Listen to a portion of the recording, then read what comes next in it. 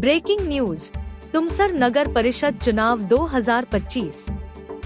प्रभाग क्रमांक 7 में निर्दलीय उम्मीदवार डॉक्टर गोविंद कोडवानी की बढ़ती मजबूत पकड़। तुमसर नगर परिषद चुनाव 2025 में प्रभाग क्रमांक 7 की राजनीतिक हवा बदलती दिखाई दे रही है। चर्चा के केंद्र में है निर्दलीय उम्मीदवार डॉक्टर गोविंद कोडवानी, एक ऐसा नाम जिसने स्वास्थ्य सेवा, जनसंपर्क और सामाजिक कार्यों में पहले ही अपनी मजबूत पहचान स्थापित की है। वर्षों से प्रभाग की वास्तविक समस्याओं को समझते आ रहे डॉक्टर कोडवानी अब जनता के बीच ईमानदार विकास, साफ कार्यशैली और जनता प्रथम के स्पष्ट एजेंडे के साथ उतरे हैं। प्रभाग 7 की वे समस्याएं जो लंबे समय से अनदेखी रहीं, टूटी व अधूरी सड़कें, पानी की अनियमितता, सफाई व्यवस्था की कमी, स्थानीय नागरिक सुविधाओं की उपेक्षा, तालाब के सुंदरीकरण की कमी जिससे पर्यटन और रोजगार की संभावनाएं ठप। इन सभी मुद्दों पर डॉक्टर कोडवानी ने पहले ही अपना ठोस प्लान जनता के सामने रखा है। विशेष तौर पर तालाब का व्यापक सुंदरीकरण कर उसे आकर्षण का केंद्र बनाने की योजना युवाओं के लिए बड़े स्तर पर रोजगार के नए अवसर तैयार करेगी, चाहे वह पर्यटन, मेंटेनेंस, छोटे व्यवसाय या सांस्कृतिक कार्यक्रमों से जुड़े रोजगार हों। डॉक्टर होने के कारण उनकी उपलब्धता, सेवा भाव और निरंतर सक्रियता ने लोगों में भरोसा और भी बढ़ाया है।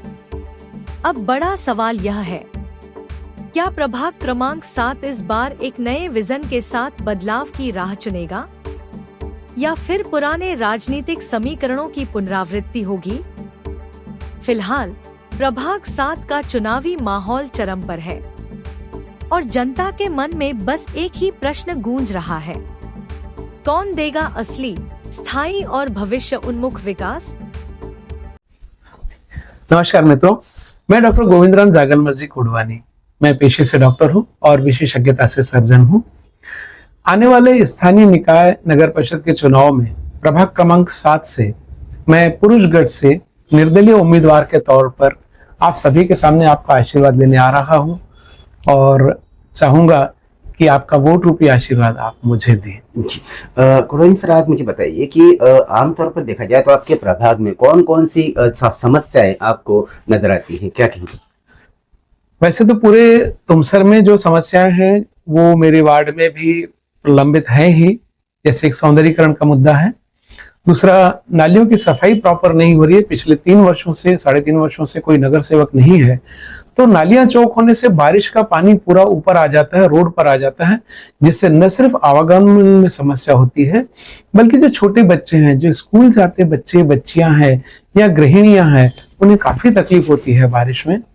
और इसके अलावा रोडों की समस्या तो है ही, सौंदर्यीकरण के अलावा बच्चों के खेलने के साधन, बगीचे, ये सब भी इनकी कमतरता है मेरे प्रभाग में। डेवलपमेंट को लेके अगर करें, विकास को लेके बात करें, तो किस तरह का विकास होना चाहिए ऐसा आपको लगता है? विकास ये एक बृहद कैनवास है। विकास को हम अलग अलग मायनों में देखेंगे।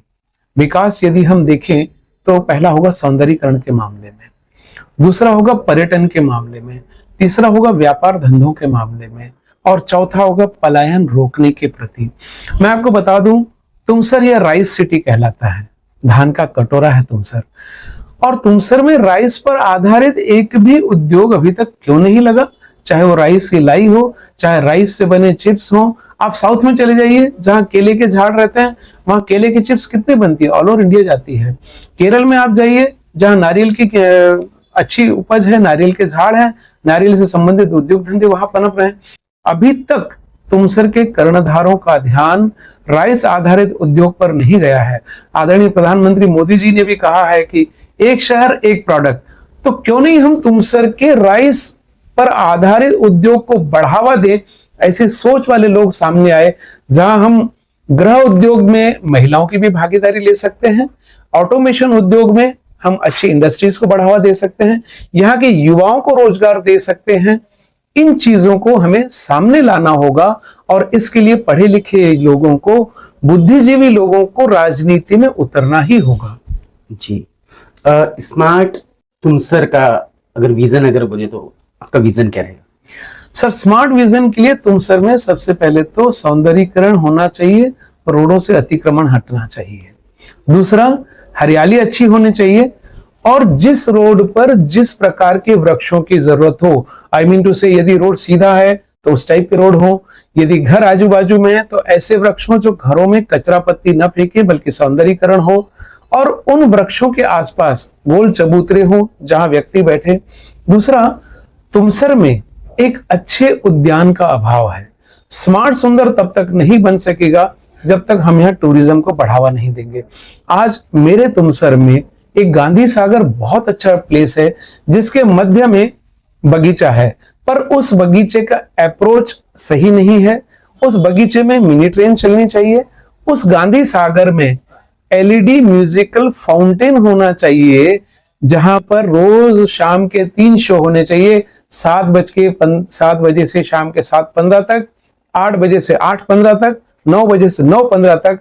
अगर एलईडी म्यूजिकल फाउंटेन का शो यहाँ होता है और उस तालाब के चारों तरफ यदि हम छोटे छोटे स्टॉल लगाकर तुमसर के युवाओं को अगर हम रोजगार दें, चाहे वो नूडल्स बनाए, चाहे वेज मंचूरियन बनाए, चाहे गुपचुप बनाए, चाहे भेलपुरी बनाए, चाहे किसी भी प्रकार के खिलौने की दुकान हो, सब युवाओं को वहां रोजगार मिल सकता है। और न सिर्फ तुमसर के युवाओं को रोजगार मिलेगा बल्कि बाहर के लोग जो ये देखने आएंगे, एक स्मार्ट तुमसर को देखने आएंगे, तो इससे यहाँ के उद्योग धंधों को चालना मिलेगी, रोजगार मिलेगा और तुमसर के लोगों का पलायन रोकेगा। दूसरा, तुमसर की एक और शान है हमारा महागणपति मंदिर। महागणपति मंदिर के पूरे परिसर का यदि एरियल सर्वे कराया जाए, ड्रोन सर्वे, और एक आर्किटेक्ट बिठाकर अच्छे से हम उसकी प्लानिंग करें, जैसे कि श्री अमृतसर साहिब में हुआ है, गोल्डन टेम्पल के परिसर का जो विकास हुआ है काफी आइडियल है वो। उसी आधार पर यदि हम तुमसर के महागणपति मंदिर परिसर का विकास करें तो वहां पर उद्योग धंधे भी बढ़ेंगे। गुपचुप वाले हैं, चाट वाले हैं, ठेले वाले हैं, बच्चों के खिलौने वाले हैं, या अन्य उद्योग धंधे, रोजगार लोगों को वहां मिलेगा, उद्योग धंधे बढ़ेंगे, वहां पर एक स्मार्ट तुमसर बनेगा। तीसरा, तुमसर के जितने भी एंट्री पॉइंट है वहां पर रोड के दोनों तरफ ऐसे वृक्ष होने चाहिए जो सुकून दें दिल को, जिसे चेरी ब्लॉसम है या पाम ट्रीज है। इनके लिए हमें पोषक वातावरण वृक्षों के लिए तैयार करना पड़ेगा।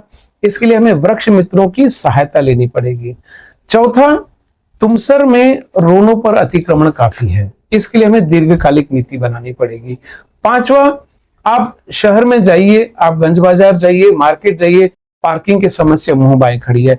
जब तक हम तुमसर में मल्टी लेवल पार्किंग, मैं फिर से कह रहा हूं, मल्टी लेवल पार्किंग की धारणा आज मैं आपके माध्यम से तुमसर के जनता के सम्मुख रख रहा हूं, जब तक मल्टी लेवल पार्किंग की धारणा हम क्रियान्वित नहीं करेंगे, तुमसर में पार्किंग की समस्या हमेशा रहेगी, मार्केट में कंजेशन रहेगा और चलने में, वाहनों को चलने में, पैदल माताओं बहनों को चलने में दिक्कत का सामना होगा। यह मल्टी लेवल पार्किंग की व्यवस्था करके हम तुमसर को स्मार्ट तुमसर बना सकते हैं। छठवां, तुमसर की साफ सफाई। अभी भी हम पुरातन काल में जी रहे हैं। रोज सुबह मेरी माताएं बहनें जो समाज की हैं वो झाड़ू लेकर जाती हैं, रोड साफ करती हैं, किनारे रखती हैं, कुछ समय बाद वो कचरा गाड़ी आती है, उठाती है। तो जब तक कचरा गाड़ी है तब तक ये जो कचरा है फिर से इधर उधर बकरियां या डॉगीज ये फैला देते हैं, या वाहनों की धूल से वो उड़कर कचरा इधर उधर हो जाता है। इसके लिए मुझे तुमसर के जैसा एक ऐसा वाहन चाहिए जिसके पीछे में लोहे की तारें लगी रहती है, जिसे झाड़ू कहते हैं, ऑटोमेटिक स्वाइप मशीन। वो ट्रैक्टर आगे चलते जाए, पीछे वो रोड पे अपने आप झाड़ू लगते जाता है और उस झाड़ू से जो कचरा जमा होता है उसी मशीन में वो वैक्यूम लगा रहता है, वो कचरे को खींच लेता है और वैक्यूम के कंटेनर में अपने आप जमा हो जाता है। तो इस तरह की 2 मशीनें मुझे तुमसर के सुंदरता के लिए चाहिए, तुमसर को स्मार्ट बनाने के लिए।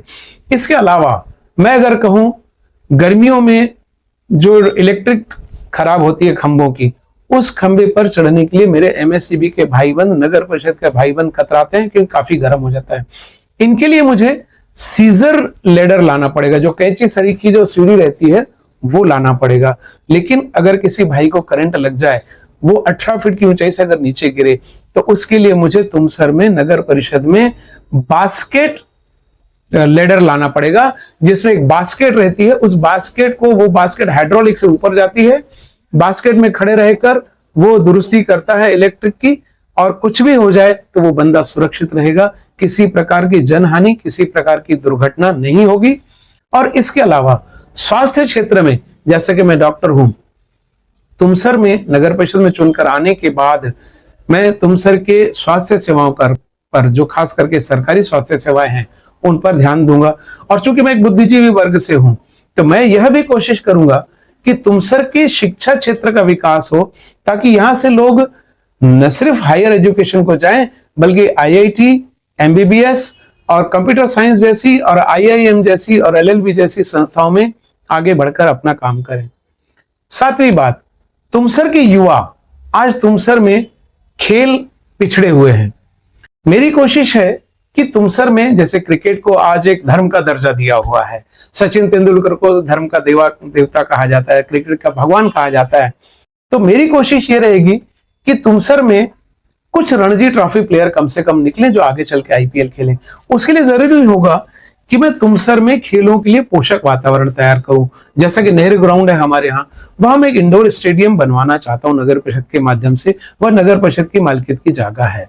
वहां हम एक ऑटोमेटिक बॉलिंग मशीन लाएंगे। जो ऑटोमेटिक बॉलिंग मशीन है उसमें अलग अलग मोड्स रहते हैं, स्पिन बॉलिंग है, फास्ट बॉलिंग है, यार्कर है, फुल लेंथ है। इस टाइप की जो बॉलिंग मशीन आती है, उस बॉलिंग मशीन से हम अपने युवाओं को प्रैक्टिस देंगे ताकि अच्छे क्रिकेटर बन सके। और रणजी ट्रॉफी के प्लेयर्स को हम यहां बुलाकर उनका कोचिंग लगवाएंगे।